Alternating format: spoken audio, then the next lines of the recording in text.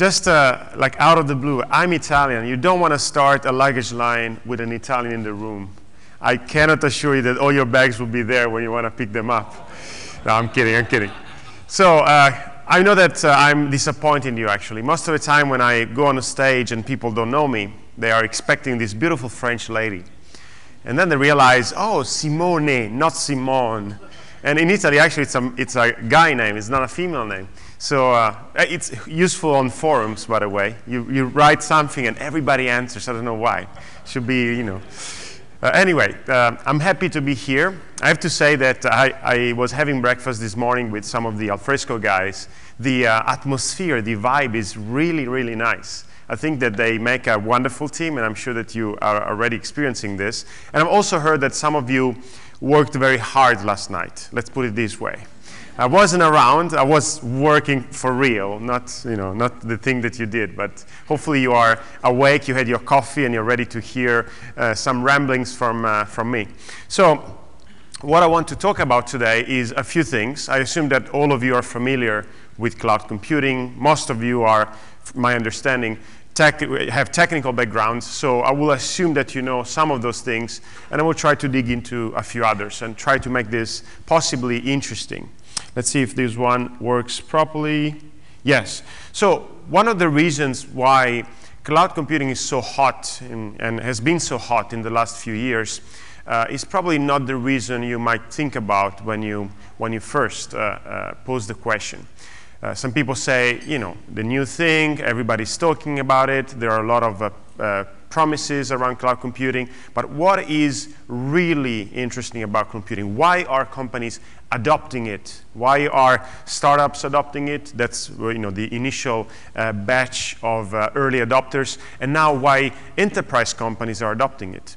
And if you think about it, being that we are in an Alfresco conference, we have a strong focus in the enterprise space. And we also want to try to understand what's happening in the enterprise mind in relation to innovation or new technology and also cloud computing. So I will touch on those few things in the next few minutes. First of all, most people consider cloud computing just a cost advantage. Most people say, of course, it's cheaper in the cloud because you can rent your servers by the hour, you can use them as long as you want, and then you can shut them down, so you save money, which is pretty clear if you're looking at one isolated use case or one isolated project. But when it goes, especially when it goes to the enterprise space, this is not just about one single individual project. There are many other factors involved. It might be that an enterprise company is considering compliance, security, how to use legacy applications or legacy software and potentially move it to the cloud, having a hybrid approach to the cloud. We're going to talk about this later, and many more things. So don't limit your imagination just to cost advantages, because cloud computing is much more.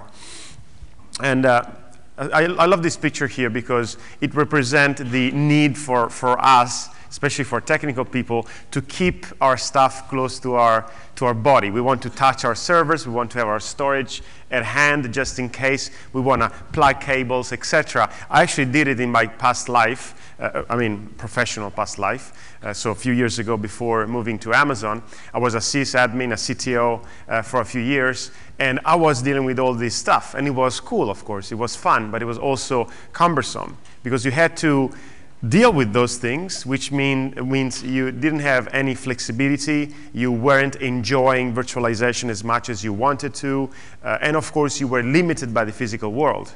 So I remember nights and weekends, not so many of them, but a few of them, dealing with those hardware issues in my small data center back then.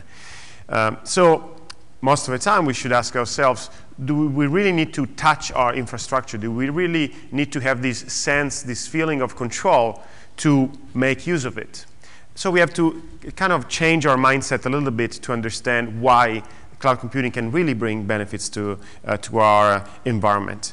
And then the next question, or the next reasoning goes to the hybrid approach. And there's a lot of confusion around what hybrid really means.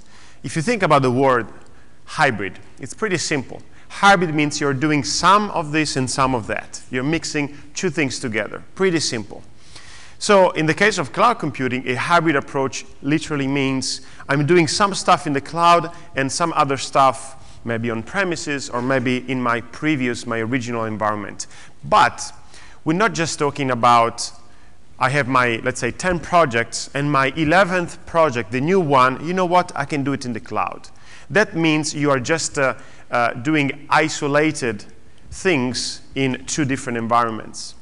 What's really interesting about real hybrid approaches is that you are mixing 2 different environments in the same project, in the same platform. For example, if you have, let's say, some applications and you want to run them also in the cloud because you want to, let's say, you have your infrastructure, you built it, you invested in it, and there's no reason for you to throw it away just now because, hey, it's an investment. I paid for this. Let me use it for the next couple of years maybe. But then maybe you need some flexibility. You need the agility to be able to maybe scale when you need, or maybe being able to do some dev and test for new aspects of your project. And in this case, you want to also use the cloud for the same project. That's a real hybrid approach that we're talking about. And in that case, there are solutions that allow you to do this seamlessly. There is something that we call VPC, Virtual Private Cloud. I don't know how many of you are familiar with Amazon Web Services, but in short, this is something that allows you to take a portion of the cloud and reserve it for you, essentially. You take this VPC, this Virtual Private Cloud, you can run things inside it, and then you can set up the networking and the security aspects of this private section of our cloud in such a way that you can essentially map those machines into local IP addresses as if they were local machines in your own private environment. And you can connect back and forth between your on-premises data center and VPC using a VPN tunnel, an encrypted secure VPN tunnel. And then you can also decide the network rules that apply to those machines inside VPC. You can decide if you want to do NAT, if you want to have a gateway that goes out to the internet, if you want to have multiple VPCs that have specific rules that allow them to connect or not to connect together, etc. So essentially, this is a way for you to extend your existing data center and, of course, even the same project, the same application, the same product, both in a private environment, in an on-premises environment, and in the cloud. And this is one of the easiest approaches for enterprise companies to really reap the benefits of cloud computing. So this is not just about, I will do this little project in the cloud, this isolated project in the cloud, and everything else stays in my room. Because that's not really hybrid. That's not mixing the eggs in multiple baskets. And of course, cloud is not just virtualization. Yes, you use virtualized machines, which is a benefit because having virtualization allows you to, as you know, to launch machines, to move things around, etc. But it's also about APIs. Every single product or service that we offer on Amazon Web Services has APIs. You can do anything with those APIs. You can launch machines, kill machines. You can change IP addresses, change network interfaces, even get billing information for your account with API calls, which allows you to do 2 things. One is to use those APIs directly, or using a management console, or using software libraries and implementing things related to your cloud environment into your application. And it also allows for an ecosystem of companies using those APIs to provide additional services on top of Amazon Web Services. So the customer, the end user using Amazon Web Services can benefit from this. And so the main benefits that we identify in a true cloud computing environment are those benefits here. So it should be elastic, should allow you to scale your infrastructure as you need. The deployment of your infrastructure should be easy. And for this, we give you tools such as Management Console. We give you CloudFormation, which is a way to create templates for your deployments, and then you can change them, you can tweak them. There is no CapEx. When you move to the cloud, when you start using the cloud, there's no initial investment. You just launch things and you pay those things by the hour if it's virtual servers, or you pay storage by the month based on your usage. And you pay as you go, and you pay only for what you use. If you use 5 servers now, you pay X amount per server per hour. If you use them for a few hours, you pay Just multiply the numbers. And then you stop using those servers, you stop paying for it. So it's a truly flexible, truly utility model in this case. And of course, automation and reuse are very important factors. First, we try to automate as much as possible, of course, on behalf of our customers. For example, you want to do auto-scaling, which is an automation feature that we provide on Amazon EC2. You can set it up in a few minutes, and then it's ready, and it will automatically scale the fleet of your servers for that particular application or that particular tier, based on workloads, based on I/O, based on memory, whatever parameter you want. Or elastic load balancing.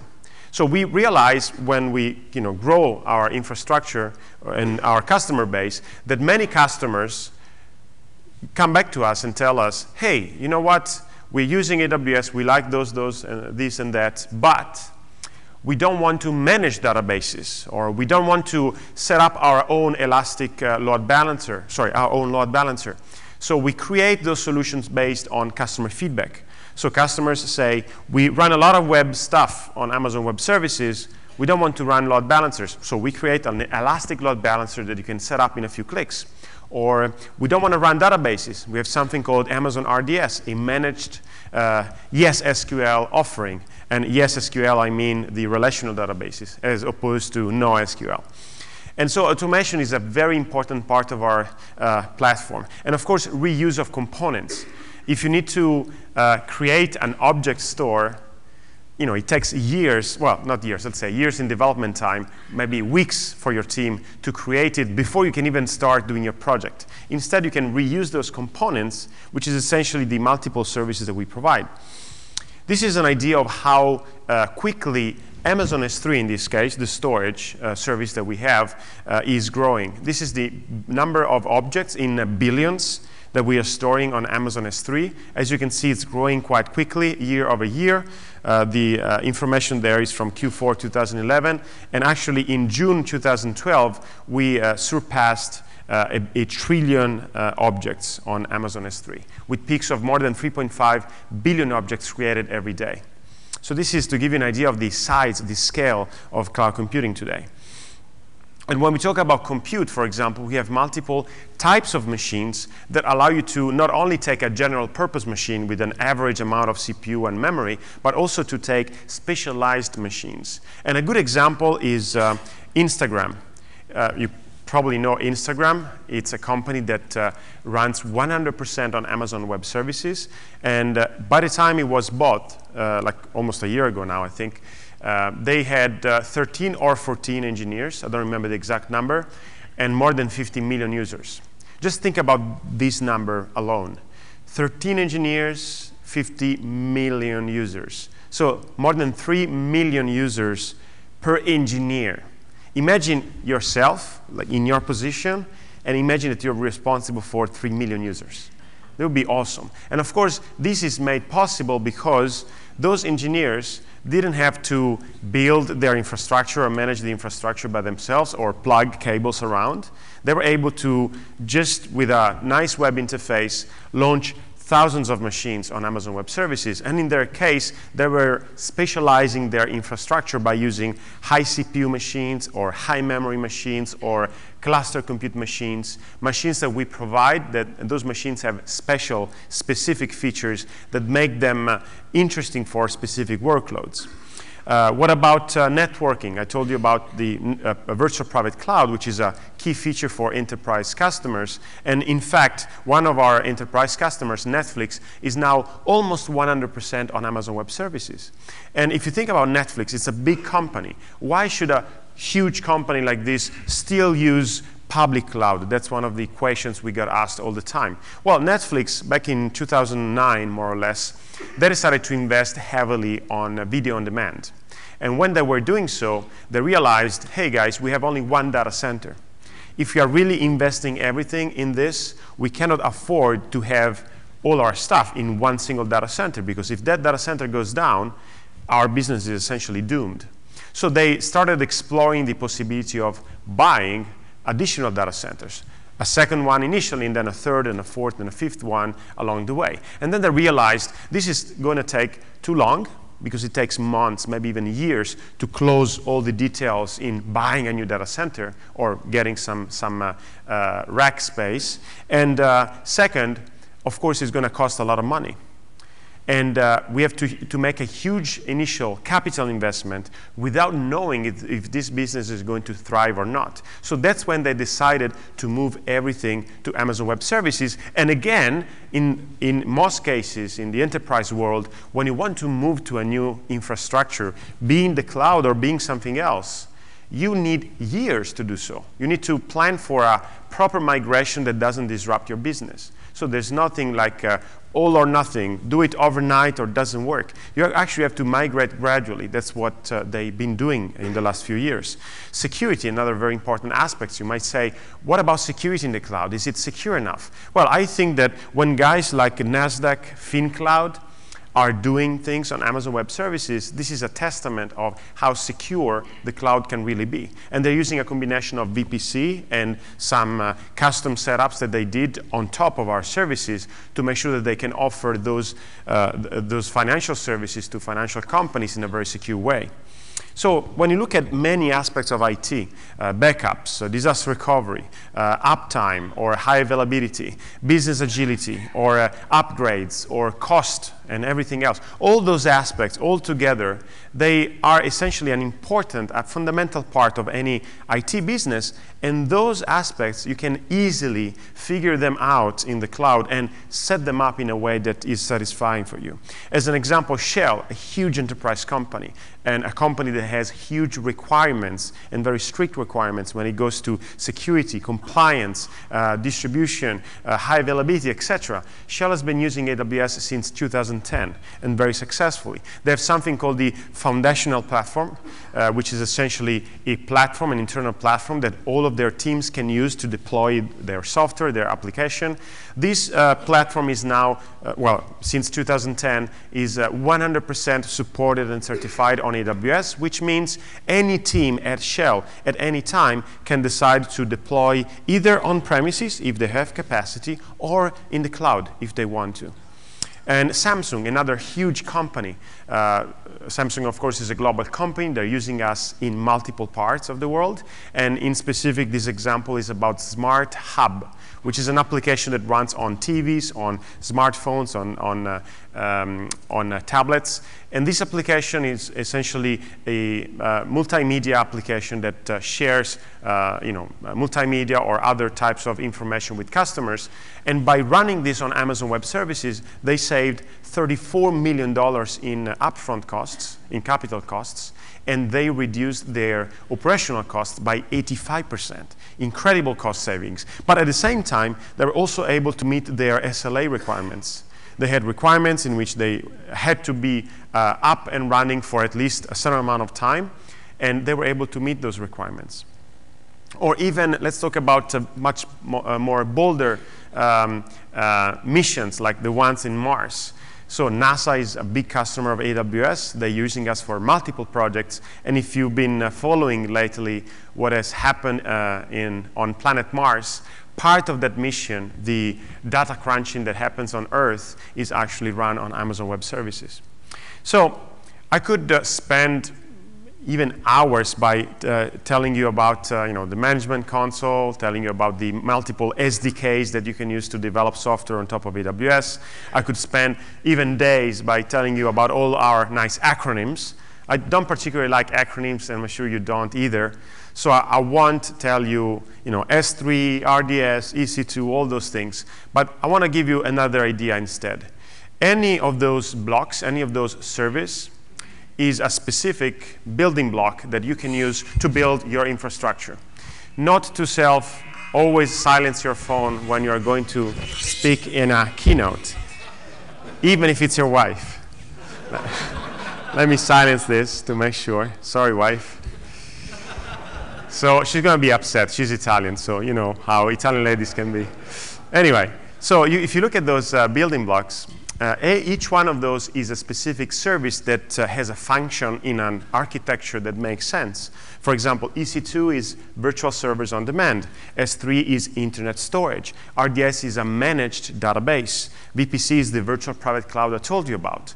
Do you need to run a Hadoop cluster, but you won't want to deal with the details of setting up a cluster of machines? You can use EMR. A few clicks, and we set up a Hadoop cluster for you. You can run a data-intensive application on it and then retrieve the results or put them on Amazon S3, or send emails to your customers, SES, etc., etc. There are about 30 services now, and each one of them is a specific function. If you look at those, you can essentially imagine that you are Amazon Web Services. I can say, I need servers, I need storage, I need some databases, some messaging, some workflow, some email service, some NoSQL database, the DynamoDB one, all of those things. That's what I need. And you can use those things as long as you want. I can use servers for a few days, email only for a few hours, my database forever, etc., etc. So you have the maximum flexibility. You can take those services and use them as you please, and you only pay when you use them.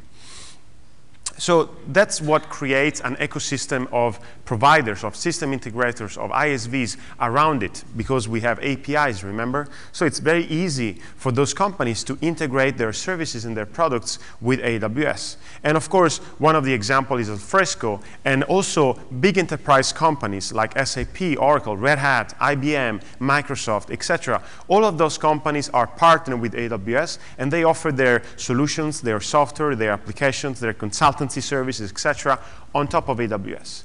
So this makes it particularly easy for enterprise customers to say, those are my requirements. I need, let's say, an Oracle database, an SAP Business Object, an IBM DB2, and I need Alfresco, and I need the Red Hat Enterprise Linux. I also need Microsoft SQL Server, this version and that version, multiple versions, because I have legacy applications that are using, SQL 2008 and SQL 2005, etc. And you can run any of those things on Amazon Web Services. There are pre-built disk images, we call them Amazon Machine Images, or AMI, that you can pick and launch on Amazon Web Services, and then essentially create your environment. And if you're worried about security, you can use VPC, Virtual Private Cloud, to say, okay, this project will have its own VPC with those specific set of rules and security features. This other project will have another VPC with different rules and different features. And those two VPCs can talk or cannot talk based on whatever rule you have. And we will connect our internal data centers to those VPCs through a VPN tunnel, and we can map those machines into our own data center. So for the other applications that are still running in your premise, you can see those as if they were local machines, because you're using local IP addresses in your own network. So this is a very smart way to extend your data center, even if it's enterprise applications, into the cloud and reap the benefits of this flexibility without disrupting anything. This is kind of a dream for most sysadmins or CIOs, being able to do this without disrupting the entire system. And in the case of Alfresco, of course, they are really embracing the cloud computing model, and they are taking advantage from those point of view, security point of view, from a scalability point of view, reliability, etc. The products that you're using, the Alfresco products that you're using, they are available either on premises or in the cloud or in a mix of the two. And this is a very smart approach, I think, because it gives you the benefit, it gives you the flexibility of choice, and for them, of course, it makes it easier for them to scale and to bring innovation in this market. Because we can all agree that Alfresco has been innovating quite well in the last few years. An example is of some services that really add to the value and bring innovation. One of those services is CloudWatch. It gives you complete control of the monitoring of your, let's say, virtual hardware on Amazon Web Services or your virtual web services by giving you metrics of all of those things. You can also integrate your own custom metric inside CloudWatch. So this is essentially a layer of information that allows you to take decisions in a better way. So instead of being blind and trying to use expensive, most of the time, tools to monitor your traffic or your load balancing, etc., you can essentially plug into CloudWatch and get all the information you need, and also use other services such as the SNS, Simple Notification Service, or auto-scaling to act upon things that happen in your system and be reactive or proactive. CloudFormation is another example. I usually refer to an orchestra when I talk about CloudFormation, not because I want to mention the orchestration part of service-oriented architecture, but because I think that when you have an orchestra, you know what happens in an orchestra. You have a set of instructions, and each member of the orchestra is following those instructions precisely. So if every member of the orchestra is an Amazon Web Service, one of the services like EC2, S3, etc., each one of them can have specific instructions of what to do at a specific point in time. This is the deployment of your infrastructure. And CloudFormation is a script that allows you to say, I want to deploy this infrastructure in this manner, in this region, at this time, with this specific configuration. And of course, CloudFormation, being a template, is a tool that allows you not only to click and deploy, but also to use additional tools to change it, update it, etc., even in an automated way. So if you can see, there is a layer of management or cloud management that is now coming up. And of course, you can integrate this with orchestration tools, proper orchestration tools, such as Chef, Puppet, PyChef, and those kind of things. A great example of innovation, I think, is DynamoDB. How many of you have heard of DynamoDB, just to get a sense? Raise your hand. OK, it's only about 7.11%, more or less.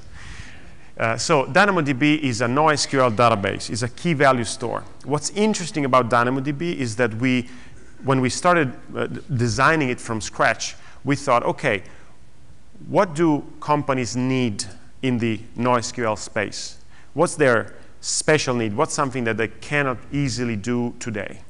So we decided to load DynamoDB with SSD drives to make it screamingly fast, to redund data. So every time you write into DynamoDB, we wait to have at least 2 copies of your data before we return an acknowledgement, yes, your write has been successful. And we do this while still being in the single-digit milliseconds latency, which means still very fast, despite it's redundant and therefore persistent.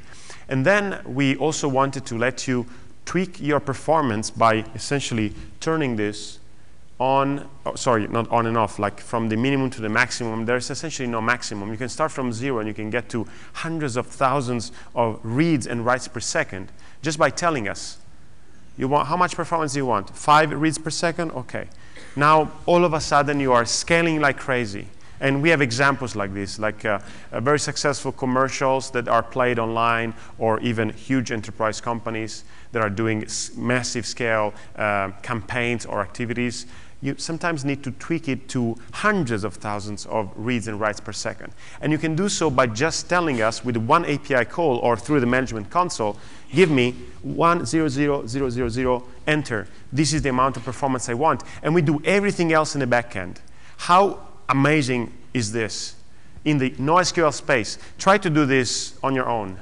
Try to run your NoSQL databases even on virtual machines or dedicated storage, whatever, and try to scale from a few reads and writes per second to hundreds of thousands. It's amazing. But then, even more important, maybe in 2 days' time, you need to scale down to 20 reads and writes per second. And you can do so, and you will pay based on your performance.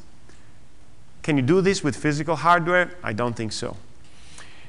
And of course, given that we want to let anybody use those tools, we create libraries, mappers, etc., that essentially allow you to interface with DynamoDB from any language or any framework. This is crucial to the success of any of our services. And in fact, DynamoDB is the fastest growing service in the history of AWS. Another example is Amazon Glacier. I don't know if you ever heard of this. Raise your hand if you did. OK, it's a slightly bigger percentage, maybe 10%. So Glacier is what some people call cold storage. Essentially, you can put data, you can store your data on Amazon Glacier. If you need to retrieve that data, you need to wait a few hours before that data is available. So essentially, we did an engineering setup in such a way that we reduce the cost of storing your files heavily. But at the same time, if you need to retrieve those files, you need to wait a few hours because we need to take it from our cold storage and put it in a place where you can easily retrieve it. So you might say, well, what's the use case for this? Well, many use cases. Think of archiving data. Any situation where you need to archive data, in most cases, you don't really care if you need a few hours to start retrieving those data if you need them, as long as you are paying 1 cent per gigabyte per month to store this data. And it's not just one copy of your data, of your files. It's multiple copies in such a way that it is designed for 11 nines of durability. 11 nines is a lot. It's like if you have 1,000,000 files, you lose one file every 100,000 years. Okay? And of course, you can use Glacier in multiple regions if that's still not good enough in terms of durability. So this is another example of innovation coming in the cloud computing space. We have a global infrastructure. We recently launched Australia 2 days ago, if my time zone calculation is right. And every region has multiple data centers. We divide them, we map them into availability zones. And we tell customers about this because we want to let them architect for high availability and use multiple availability zones to essentially increase their uptime. And then we also have edge locations. Those edge locations are for services like CloudFront, which is a content delivery, and Route 53, which, as the name implies for the technical folks in the audience, it's a DNS service. Some cloud myths now, just to close, since I have only a few minutes left. And despite I'm Italian, I don't want to be late. So those are the most common myths I hear about cloud computing. It's not reliable. It's not secure. I can build my own cloud, or it's an all or nothing proposition, or it's all about cost savings. Well, those things are essentially not true. Reliability, it depends on how you design it. Of course, the single point of failure, as the definition implies, can fail individually. But if you architect properly, you can withstand most of the issues that are related to a single machine or to a single device. So you can increase your availability by architecting properly. And of course, this is true also in physical systems, but what's the cost and what's the effort to have multiple data centers across multiple regions? Security is, simply put, our #1 priority. And in fact, we have certifications, we have processes, we release a white paper that describes how we do security in the cloud. And essentially, if you look at those details, you can get a sense of how secure the cloud really is.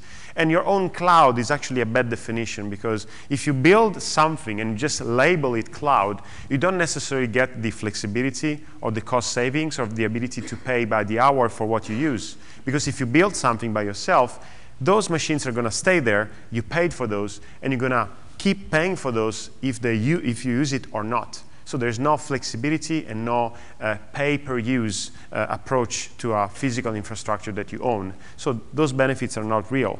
And all or nothing, is not true. You can have a hybrid approach and take advantage of the cloud while retaining your own infrastructure if you think it's the best solution for you. And of course, it's not just about cost savings. It's about time to market. It's about business agility. It's about flexibility. I think that Alfresco gets it. Alfresco is getting all of those benefits that I outlined earlier, because it's a very fresh company that is taking advantage of what the cloud brings and bringing those advantages to the customers. Just last quick notes. We have a huge conference coming in Las Vegas in about 11 days now, on the 12 days, on the 27th of November. If you are attending there, I'm speaking on the last day, on November 29th. This is a great opportunity to learn about Amazon Web Services, but unfortunately, tickets are now sold out. So I was going to say, if you want, you can sign up and buy your tickets or contact me, but you can no longer do this because we're signed out. So maybe you do it next year. And we also have our AWS booth outside. Scott, which is here, you can stand up if you want for a second, can answer your questions later today. I will leave and I have another event this afternoon, so we won't be here for the entire day, but he will be more than happy to answer your questions. And I want to thank you very much. You can follow me on Twitter. I'm Simone. Thank you for your attention, and I hope you have a great continuation of the day. Thank you very much.